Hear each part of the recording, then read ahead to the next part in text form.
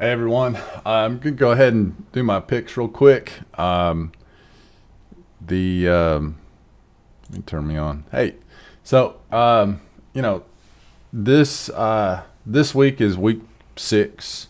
There's a lot of matchups that you know either they're struggling teams or they're undefeated and playing a struggling team. So a lot of this stuff I'll just kind of go through real fast.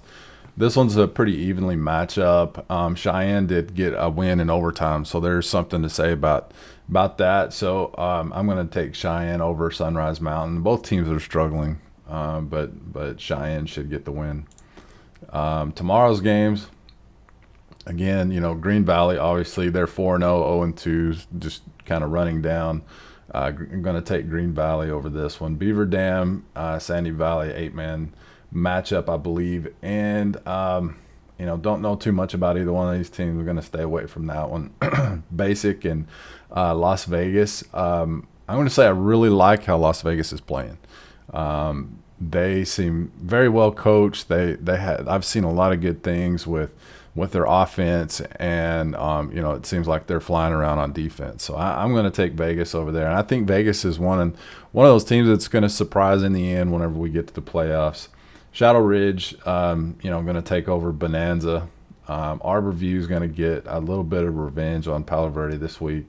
After the loss to Bishop Gorman this last week, I know they'll be disappointed, but I think they'll turn it around because a lot of this stuff is they're playing for a playoff spot, and to a disappointing loss against a good Bishop Gorman team is one thing, but then you've got to refocus this next week. So I think Arborview is going to get it done. Silverado obviously is really playing very well in the 4A division, so I'm going to go with them over Cimarron Memorial, that's honestly struggling. So Lake Mead and White Pine. Again, I'm going to take White Pine. This, Desert Oasis is playing well.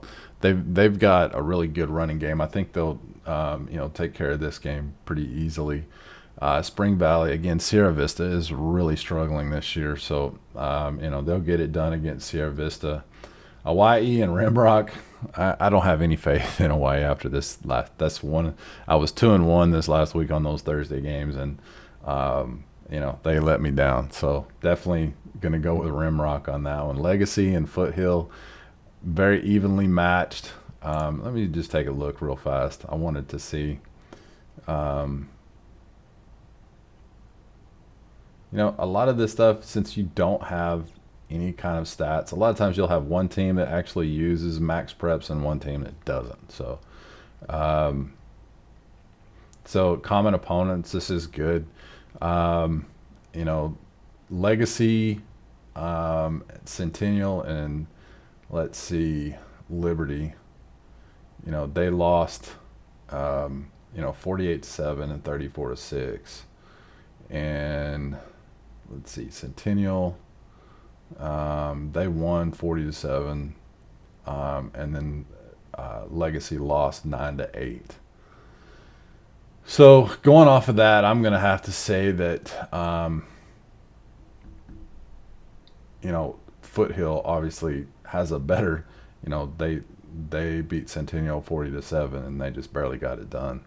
On 9, let's see, they played the next week. Yeah. So let's see, 9-25. Yeah. But Legacy is coming off a win over Canyon Springs, and Canyon Springs is playing Bishop Gorman this week, so that'll be a lot to a little. So yeah, I would say Foothill will beat just off of this information right here. So that one game against Centennial, it could be anything. Now with this COVID stuff, you have players out, they could have a large number, but I'm just off of that game, I will say I'm gonna go with Foothill on that one. So let's see. It's giving me the. Okay, so this one's probably, to me, it's one of the closest games. And let's see. Durango. So in common, Cheyenne. Um, that's you're looking no matter what that number is right there. Um, it's they're scoring the same number of points. Um, they lost to Las Vegas 41. That's one that I will say that I watched some game film. Las Vegas looked really good in that game. So not really a whole lot. Clark needs a win though against Durango. Um, wow. So let's see. Rushing yards, 95 per game. Passing. Total yards a game.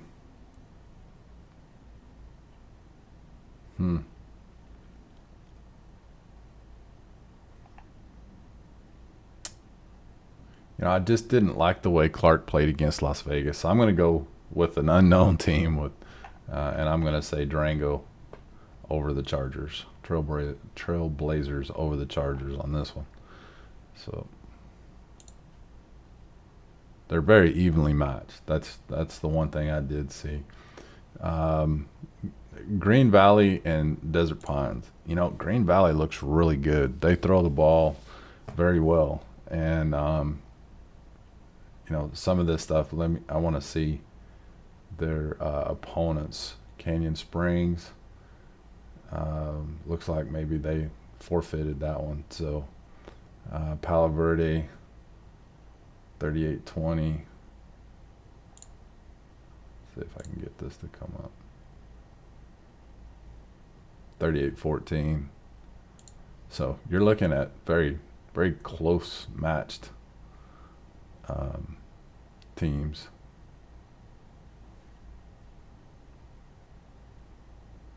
Come on, Max Pros. Ask me how much I love this website. I mean, it drives me absolutely insane. They've got it so chock full of ads and videos and everything. It takes forever for pages to load. So, yeah. So, see, Green Valley lost to Palo Verde.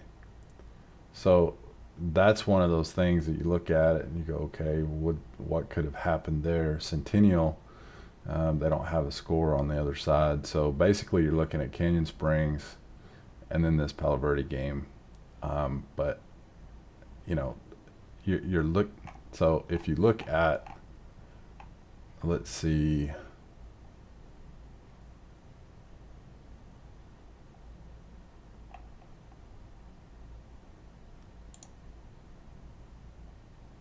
Green Valley versus Basic.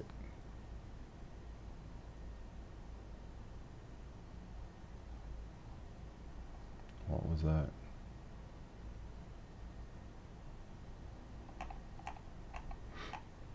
Let's see if it'll load.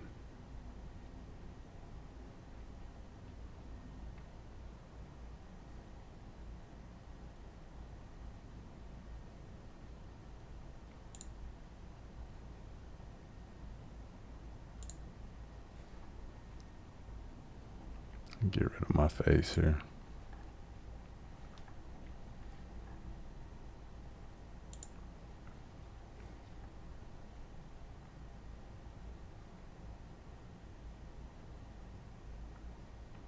So Green Valley is the home team, dark colors. That was a second and forever. They made a first down. It's a 24-yard pass. They will throw the ball. One thing I do like is you see there's no leaking. You got a 3-man front, but you're blocking with 4 or 5, so you shouldn't have. But still, that's a good sign whenever. And then you make mistakes though, so.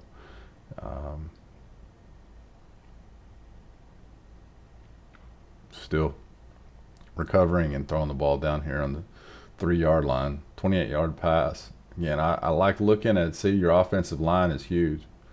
And the quarterback can just sit back there and pick you apart, running some deep go routes, it looks like. Again, no pressure. So it looks like broken coverage, and there's nobody except for the guy number 10 on the sidelines. Um,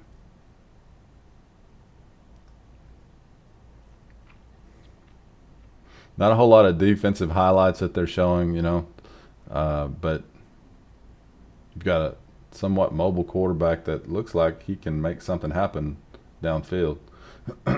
It's not a great defense, but yeah, I mean, um, you're playing against whoever you're playing against. They did come with a blitz and picked it up. Same play.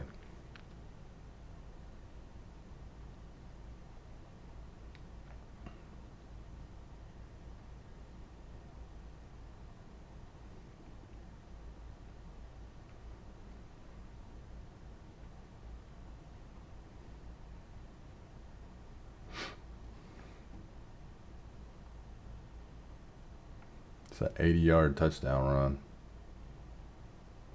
and he takes it to the house. That's speed. Yeah, absolutely. You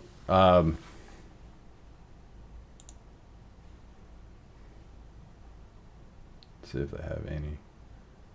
Looks like they have a summer highlights of Desert Pines, so we'll forgo watching that. So yeah, I'm gonna take Green Valley over Desert Pines. Um, they seem a little bit more explosive on offense, and even though that Palo Verde matchup um, is kind of scary, but I'm going to go with Green Valley on that one. So Green Valley goes to 5-1. Mojave and Coronado. I've seen some of Coronado. I'm going to take Mojave over Coronado. Del Sol is really struggling, so Western over Del Sol. Boulder City and El Dorado, or El Dorado. Let's see what their matchup looks like. Boulder City and Western. Yeah, gonna go with Boulder City. I was leaning towards them anyway, but yeah, they're pretty evenly in that Moapa Valley game. Virgin Valley. Boulder City didn't perform as well, but they didn't get beat as bad. I guess didn't get beat as bad as El Dorado did. Pahrump, we got no score on that. Pinecrest. So yeah, the Western. Yeah, I'm gonna say Boulder City in this one. I was leaning on that. That's kind of. I've seen some of their highlights, and they're not bad at all. Incline. I'm gonna take the Monty Ranch over Douglas. Centennial, obviously, Liberty is gonna go to 6-1. Meadows, and that's a tough one. Let's see what their matchup is.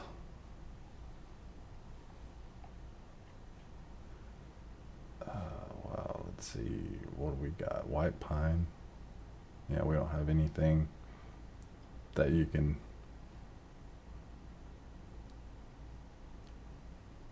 Yeah, so let's see if we have any Lincoln.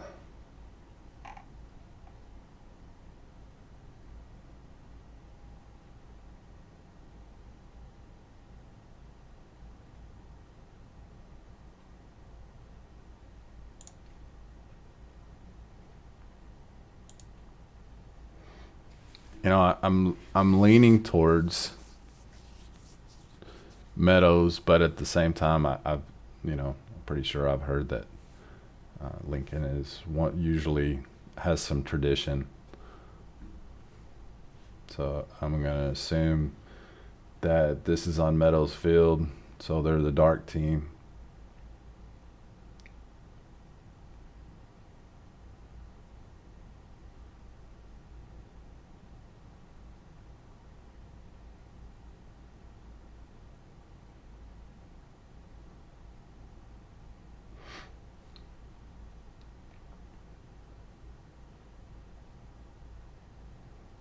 pistol, offset pistol formation, just basically straight dive or lead ISO.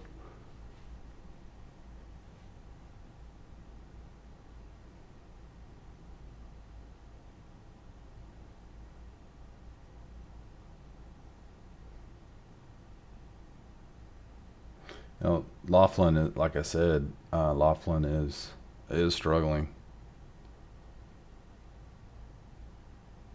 Oh wow. Okay, seen enough of that.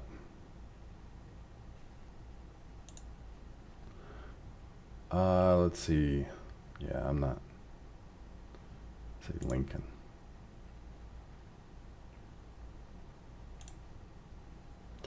No, I'm not really too impressed with that. You know, if you don't want to come up and hit somebody, it seems like, then it's that seems like a mentality of a team that you really, I don't know. It's just something that if you look at a personality of a team, you want to see people striking people when they get a chance and stuff like this. So I'm going to assume that the dark team is Lincoln. Just off of that first play, I would say the defense is a little bit more aggressive. So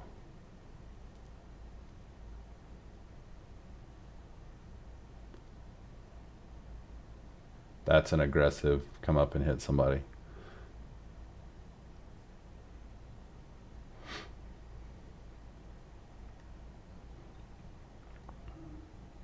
Okay. That's basically all I need to see. This offense, obviously, running the same style of offense as Meadows, but from what I see, the aggressiveness of these kids completely different. You can see almost a night and day, where they're attacking, they're attacking on offense. They run behind their pads. You can just tell a aggressive team. That's an interesting formation. It's unbalanced to the right. There's a block in the back. But it's behind the line of scrimmage. I'm not sure that's a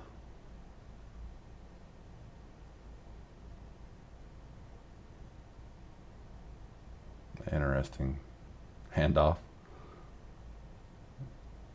Little speed.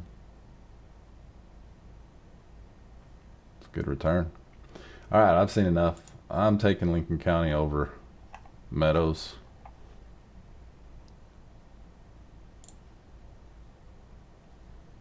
So let's see. Gonna go with Yarrington. Obviously, Spring Creek and Churchill County. I'm going to take Churchill County over Spring Creek. Might be a little bit of an upset, but I've seen some of their game film as well. Let me just make sure Spring Creek.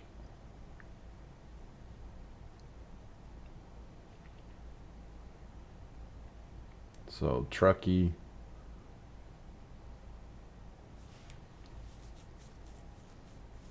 Yeah, I'm gonna go with Churchill. Get the job done. Anybody want to see that? Let's see, Churchill County and Sparks. Sparks isn't too bad. Nothing but ads.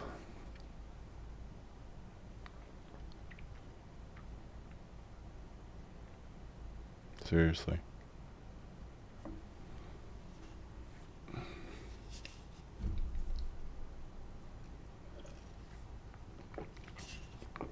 So if you don't want to shop for yourself, you can have somebody shop for you and send it to you in a box every month and have clothes you'll never wear.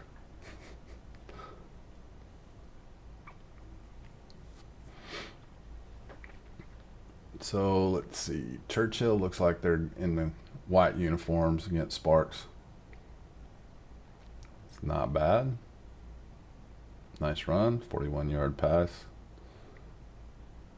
So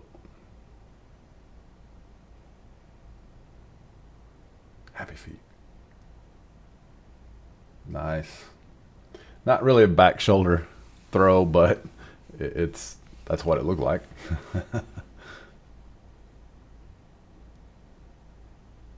Nice. Absolutely. Those are almost impossible to defend. Those little slants. It's hard to do on the goal line. No. No. Not wrong. He fights for it, but looks like it's a interception. Yeah. What? Ty goes to the to the offense. That's how that was. But he had it tested. Looked like to me the defensive back. That's a nice little play. I want to see this one more time. I want to see. All right, so it's run all the way. Those linebackers still standing there. And if you're not scraping, if you haven't scraped yet, they're just running kind of a zone. Doesn't look like anybody's pulling. Just a straight blocking zone. The chip up, you're getting help with this to seal this in. You're chipping with, looks like you're tied in, and he works his way up to the linebacker. And if you get that outside shoulder, if he gets on it, you're done. You're through. And you should have already scraped and everything. If you see, and you're reading your keys, and you see he comes, I come, you should be going to your responsibility. So to me, on a 4-3 or a 4-2 kind of look, you have to be scraping to that outside. You know, it's you're stacking up the middle with a nose guard and basically a 2 technique. So not 100%, but your defensive end right here, not sure how he gets sealed. I mean, they should, if they're blocking this correctly, you know, he's trying to get on the outside, but he should never get there just by alignment. He should be attacking this outside shoulder so he keeps so he can keep outside leverage. But if this tackle comes, looks like he's going to be uncovered. Not sure. Looks like we've got a nose guard, maybe a 2 technique or 3 technique. Just depends. But he should be reading his key right here, or actually he should be reading backside. So if he's blocking down or pulling, I didn't see any pull. Let's see. No, it's just straight zone. And he gives himself up. So, I mean, he's responsible. Most likely, he's responsible for this gap right here. But everybody gets sealed, and he gets on the outside. So this linebacker should know you got to fill right there. It's not a really good read because, you know, straight zone is kind of hard. If he's coming back to you, you got to scrape on the outside. But he gets sealed, and you're done. Yeah, zones are kind of hard to read as a linebacker. But if he's blocking, if he's trying to seal, you know, they're coming to you. So that's good. It's a hard zone. Zone is a hard read for a linebacker. I mean, but that's what this play is. Just everybody's trying to get outside leverage, trying to get a seal. See how it's all lateral movement, and you know, you're basically, as a linebacker, you're kind of stuck because this almost looks like a hi-hat to where you know that they may be throwing the football. So this makes it really difficult. But if you see game film on them and you learn enough about it, that if you see them, you know, taking that step back to you, you know you've got to scrape to the outside. But yeah, all they're trying to do is just zone reach everybody's outside. That's all they're trying to do. Seal, seal, seal. And then running back is this is where he's going to try to run. They're going to run these guys off. He's going to try to run here, but he's also looking for any kind of cutback as well. Yeah. to the house. It's a good play. It's hard to read. Those zones are hard to read as a linebacker. You just have to know the team. You have to,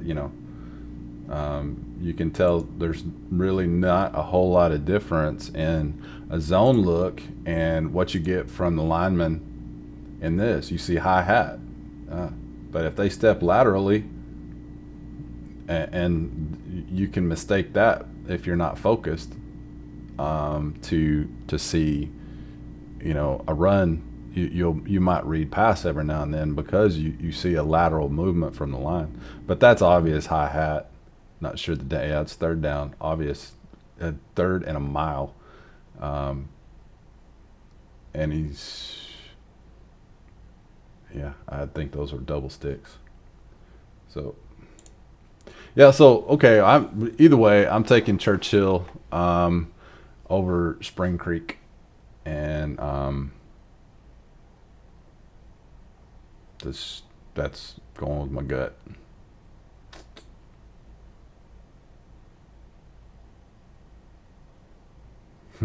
Yeah. Churchill might be a tad bit of an upset. So let's see. North Valley's obviously over, struggling Hogue team. Lowry over Dayton. Sports leadership and management over Pahrump. Truckee and Sparks. That's a tough one. I'm going to go ahead. I've seen some film on Sparks. I like some of the things that they do. But Truckee's not too bad. That's going to be an interesting game. I'm going to take looks like the home team. We're going to go with Sparks. Tonopah over Beatty. Let's see. And let's see. I want to take Mineral over Round Mountain. Virgin Valley, they don't look too bad this year, so definitely them over Rancho. Wooster and South Tahoe. I really wasn't. I've seen some of Wooster. Was not impressed. So I'm going to go ahead and go with South Tahoe. Just take a flyer off of that. Just not. Bishop Montague is going to take them. Needles, they look pretty good this year. Bishop Gorman, obviously. Pyramid Lake. Moapa Valley looking really good. Eureka. Over Carlin. Spanish Springs and Carson. I'm gonna go with who's the quarterback at Carson?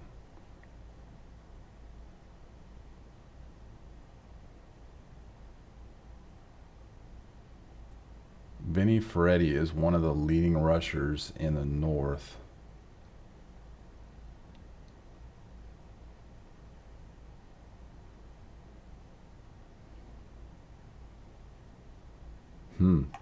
Let's see.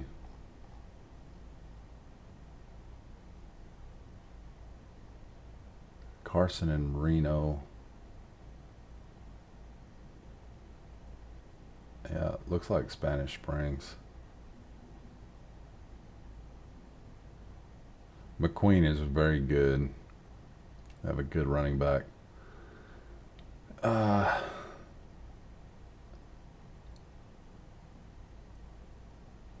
Yeah, that's basically this Reno game. Yeah, I'm going to go with Spanish Springs over Carson.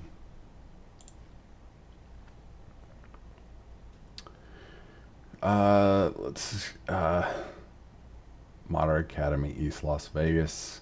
Definitely whoever's playing Laughlin, I'm going to go the other way. They're very, very much struggling this year. So there's my picks. See what happens. Later, y'all. Oh, wait. Do I have a Saturday game? Battle Mountain. It's an easy one.